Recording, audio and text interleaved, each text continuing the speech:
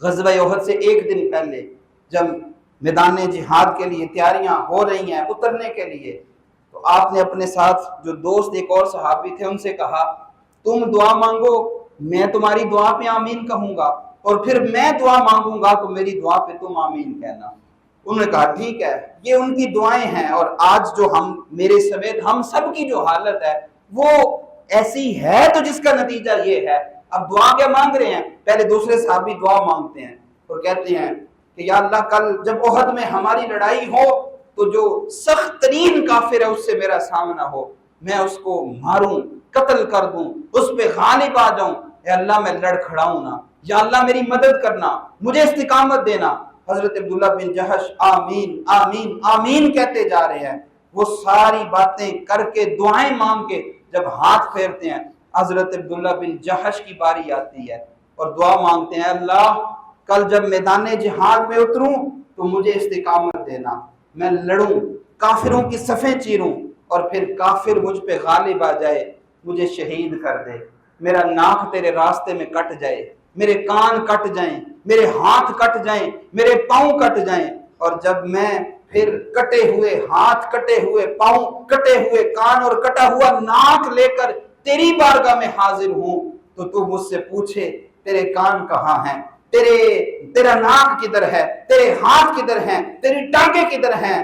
تو میں کہوں مالک سب تیرے راستے میں لٹایا ہوں، سب تیرے راستے میں قربان کرایا ہوں۔ احد میں جب صحابہ شہید ہوئے اور مسلمان بعد میں سنبھلے، حضور نے فرمایا لاشیں اکٹھی کرو۔ جب لاشیں اکٹھی کی تو دیکھا عبداللہ بن جہش کے کان بھی نہیں ہے، ناک بھی نہیں ہے، ہاتھ بھی نہیں ہے، پاؤں بھی نہیں ہے۔ فرمایا یہ اسی حالت میں اپنے رب کی بارگاہ جنت میں پیش ہو گیا ہے۔ یہ ان کا جذبہ تھا، اور یہی جذبہ جہاد لے کر جب وہ میدان میں اترتے تھے پھر بڑے بڑے لوگ بھی ان کے سامنے کانپتے تھے۔ اور یہ آقا کریم صلی اللہ علیہ وسلم کا فرمان ہے، صحیح مسلم شریف کی روایت ہے، حضور نے فرمایا جو مر جائے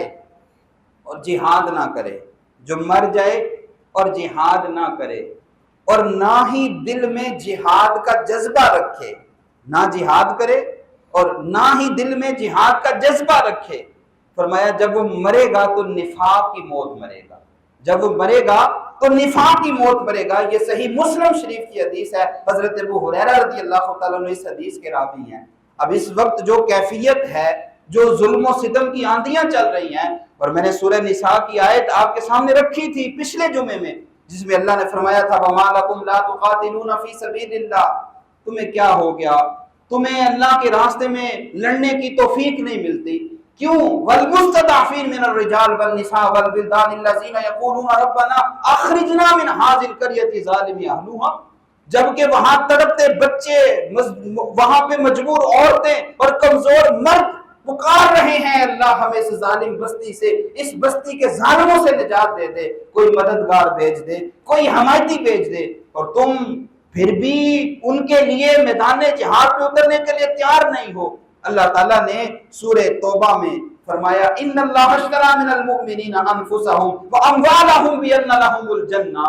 اللہ نے مسلمانوں سے خرید لیا، ان کی جانوں کو بھی، ان کے مالوں کو بھی، اور بدلے میں دیا کیا؟ فرمایا بدلے میں جنت دی ہے، تم اپنی جان دے دو میں تمہیں جنت دیتا ہوں۔ میدان جہاد میں جب مسلمان اترتے تھے، اترا کرتے تھے،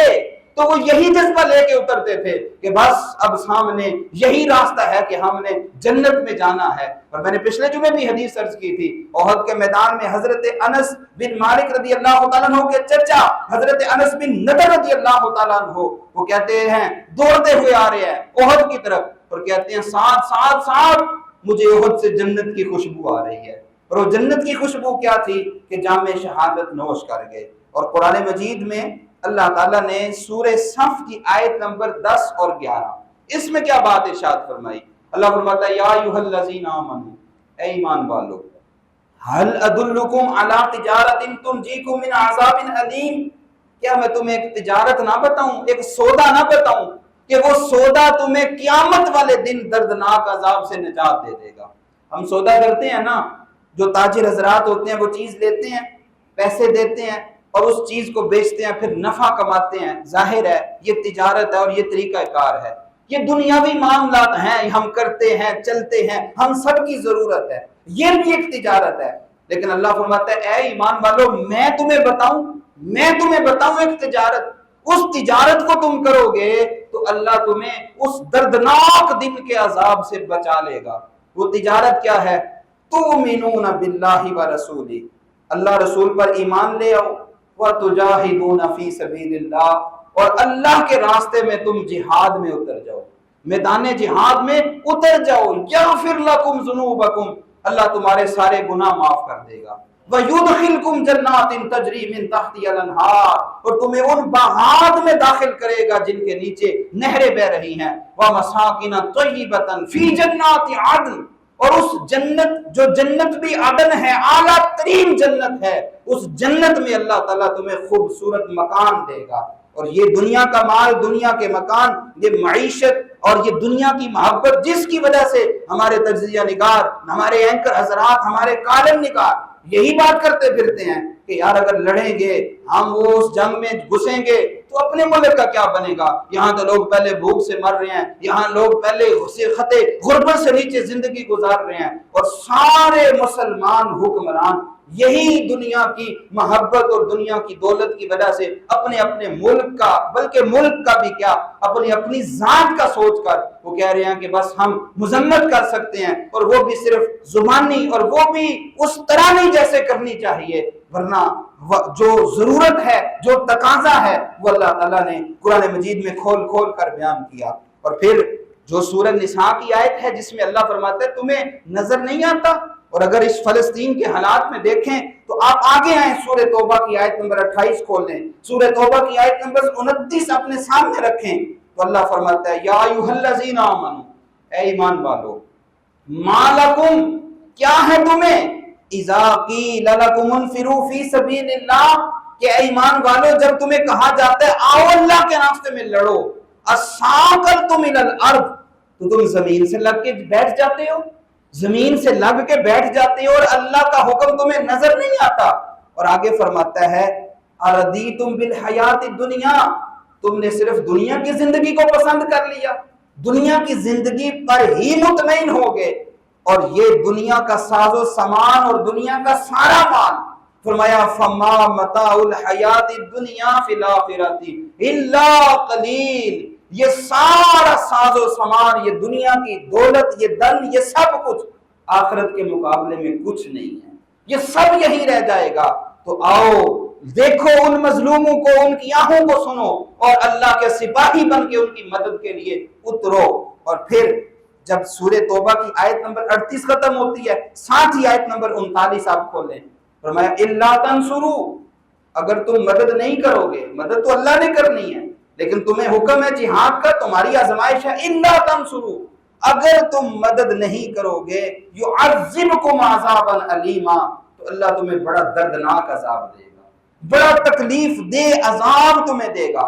اور ساتھ یستبدل قوما غیرکم، وہ تمہاری جگہ کسی اور قوم کو حکمرانی دے دے گا،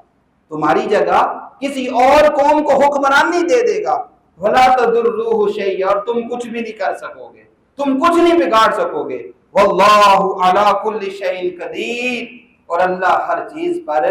قادر ہے، وہ غالب ہے۔ تو اس نے کھول کھول کے وہ سارے سوالات، وہ سارے اشکال اور وہ سارے اوہام اور ساری باطل سوچیں جو کسی کے ذہن میں آ سکتی تھی کہ لڑیں گے تو یہ ہو جائے گا، دنیا بکھر جائے گی، ہماری معیشت برباد ہو جائے گی، ہمارا ملک تباہ ہو جائے گا، اس نے قرآن کی آیات میں کھول کھول کے ایک ایک بات کا جواب دے دیا اور فرما دیا دنیا کا مال تھوڑا ہے، دنیا کے مال کو برباد کر لو، آخرت کو کبھی قربان نہ کرنا۔ ان اللہ اشتری من المؤمنین انفسهم واموالهم بان لهم الجنہ، آؤ تم اپنی جانیں دو، میں تمہیں جنت دیتا ہوں۔